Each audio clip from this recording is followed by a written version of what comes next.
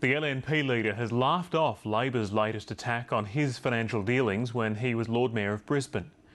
The Premier has tried to make it the main issue of day 11 of the state election campaign.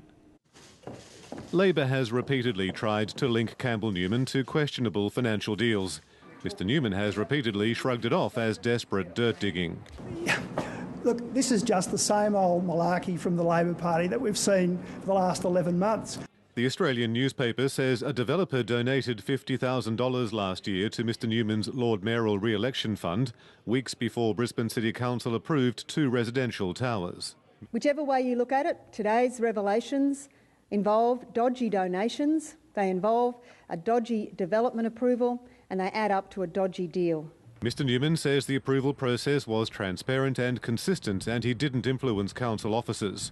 He's scoffed at the ongoing effort to tar him with the financial brush.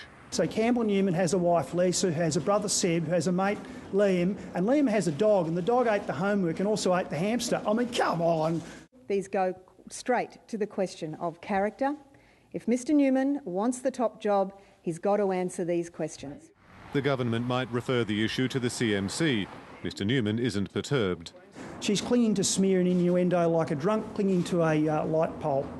The LNP says the Premier also has a question to answer.